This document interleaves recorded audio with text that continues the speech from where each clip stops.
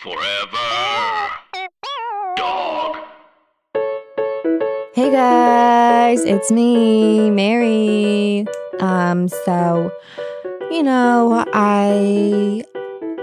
Some might argue am not wildly famous enough to have a call-in podcast. Those people are wrong. I could have a call-in podcast if I wanted, but I don't want to. I prefer to have a call-out podcast where people send me stuff that they want to talk about and then I call them. It's a personal choice. So I asked for interesting stories, expertise, personal problems that people need advice on, and so forth. And I got a message from this delightful fella named Colin Chadwick, who is a comedian in Ireland. Full disclosure, I have never met Colin or talked to Colin. This is our first convo, and I think it went well, and I think he's nice.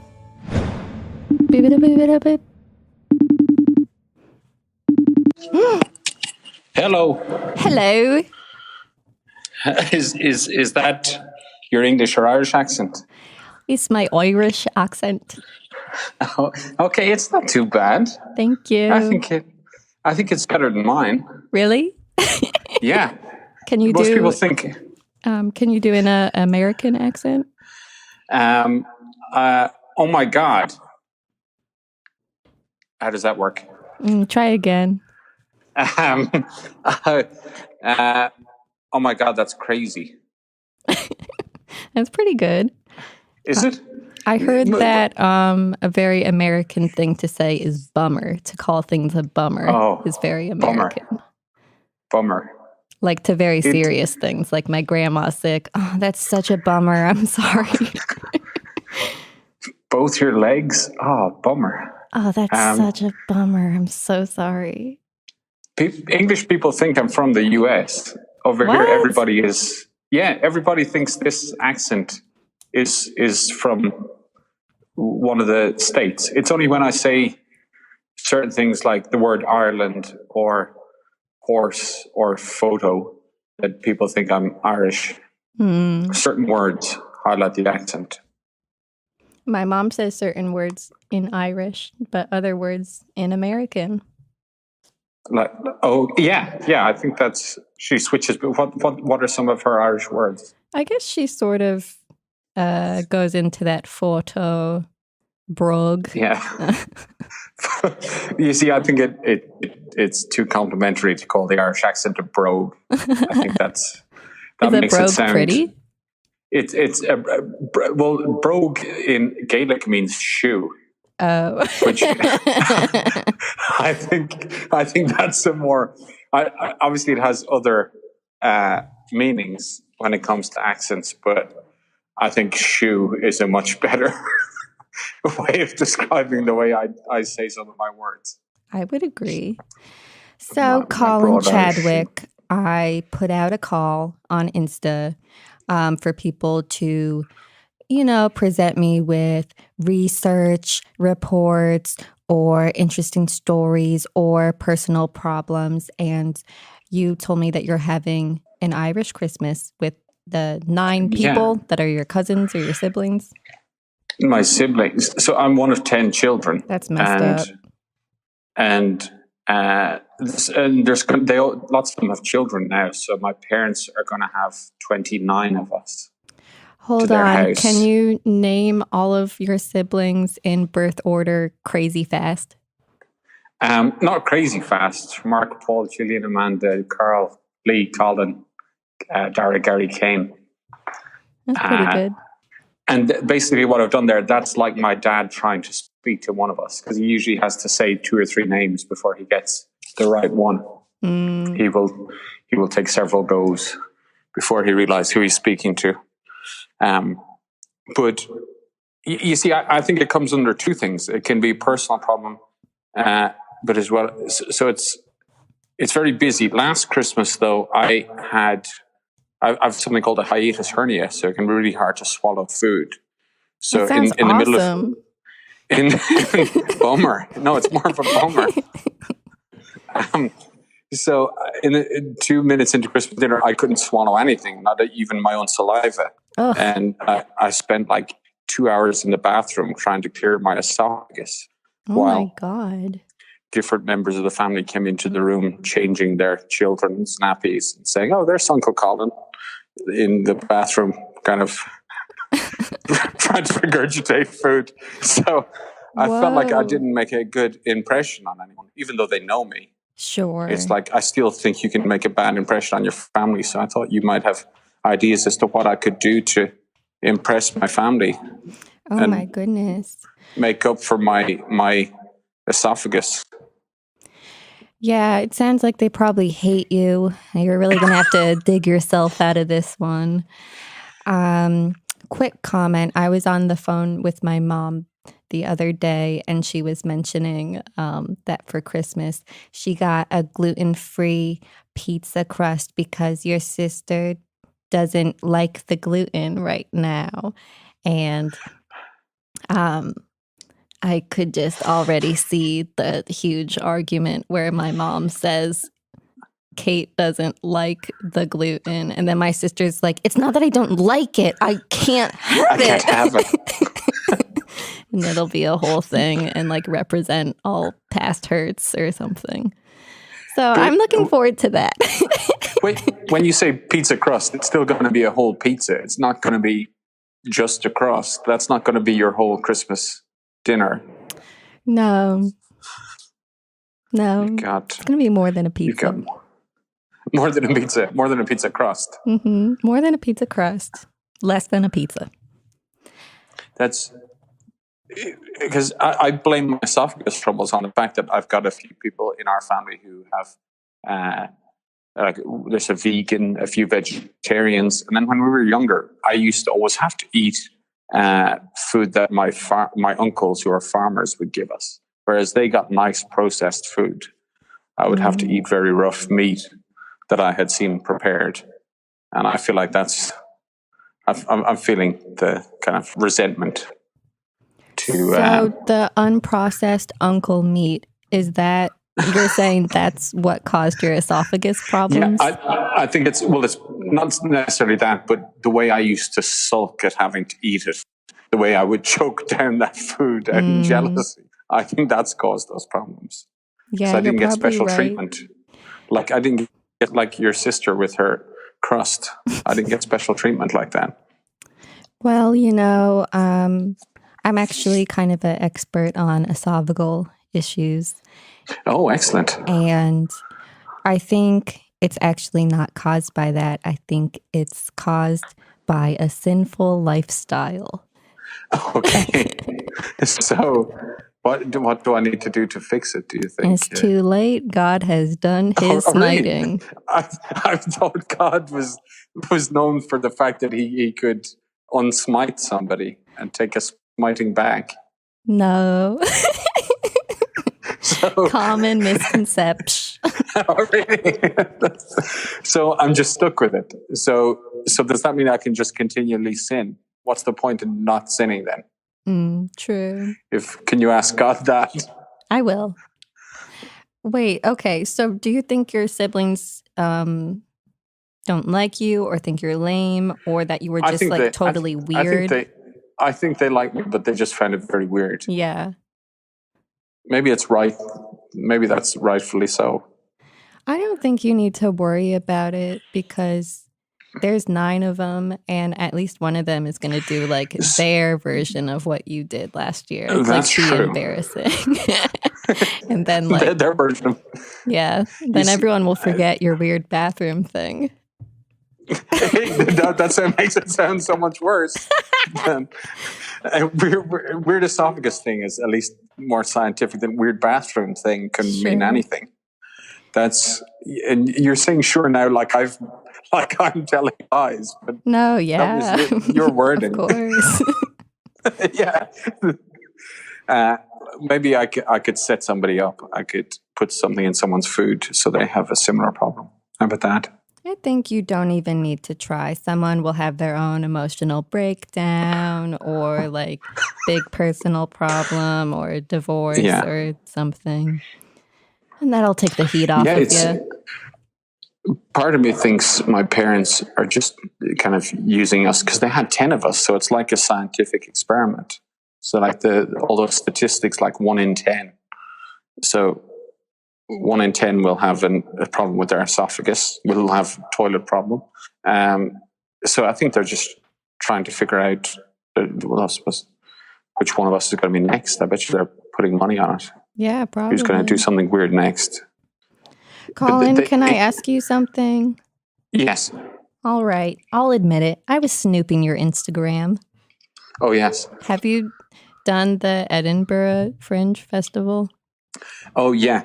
I was there the last 2 years. I want to go this next year. You should do it. I'm trying. Are you going to go? I'm trying. I applied to some free fringe organizations because PPH. I heard that was the cool way to do it. Yeah, I feel like that would be the cool way to do it. So you applied with, I'm sure, PPH. Yeah. Yeah. Do you think they'll take me? Will they reject me? I don't think they'll reject you. Do they take everybody? They take some bad shows. All right. They do take some bad, but they do have a lot of really fun shows too. You get lots of really good shows on the free fringe, but then you do also get some weird ones. There was one 2 years ago. I don't think it ever happened, but the name of the show was Dr. Sicko's Comedy Vomit, and that never happened. So you get shows like that. That might have been one of the other free festival things, but PBH are fun, and you because you can claim to be Irish as well. Oh, okay. I'll do that. Put you in contact with the Irish artistic director. Oh, perfect. And you can be nice to him, or he can be nice to you. Yeah. I think it should be that way. Yeah. And who knows? It can be like lots of people can be unhappy up there, so maybe you'll come away with. But maybe you could come away with an esophagus problem too. Yeah. I'm going in with the expectations that I might bomb every single night and to try to make make it fun, even if it's stuff like that happens. Yeah. You can bomb every night and still have lots of fun. Yeah. I think it's all about setting your expectations. Yeah. So I've been running. I descend low always. I've been running this show a bit and been planning to film it really nice and then like send it around and try to get a production company to set me up with one of those quote unquote nice venues. But then I was told, no. Well, yes, go ahead and do that. But that free fringe is the cool, fun way to do it. Yeah. It's expensive to do it the other way. Yeah. The venue I was in last year, it was a paid one. They took 40% of all our I don't know if I should be how openly I should be talking about this. It's great. The whole thing is great. But they take 40% of all your ticket sales. So even though we sold out 25 shows out of 27, we didn't make money. So oh God.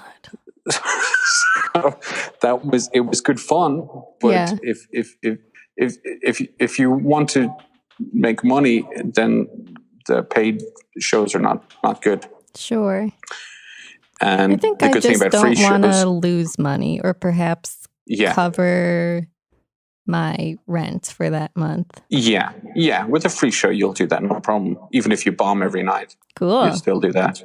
It's going to be fun. As well as that, you're I hear you're officially remaking Catfish, so that will give you a nice big venue. Yeah. Now that's been announced, you can just use that. Yeah, I hear it's huge there. Yeah. Definitely. It's like it's the comedian's favorite thing. They don't like to watch comedy. We mainly watch Catfish. Really? No. Yeah. What American things are popular there that I wouldn't think would be popular there? Oh, that is a good question. Food-wise, I was just eating what they call snow-enrobed Oreos. What? is that I'm sure that's an American thing. Whoa. It's so they're Oreos covered in white chocolate, but they call them snowy and robed. So not a thing. I was wondering, is that just the thing they've done for English people? I think it's just a thing for English people. English people. We have that here? Yeah, they sell it at Target. I've just gotten word that we have it There at you go. Target. Yeah. Wow. You see, I think everything American is popular over here. I think English and Irish people love American stuff, except That's for the good. people. They pretend like they don't like the people, Sure. but They love us. because they're also having issues with that TV show Friends, which you're having lots of people are giving out saying that hasn't aged well. Oh, sure. But still so funny. But yeah, and that's for years that there's been a few different channels that are just constantly showing that. It was never on Netflix because it was always on TV. It's that's still a big thing. We've got, well, it's 3 years old now, but an M&M store.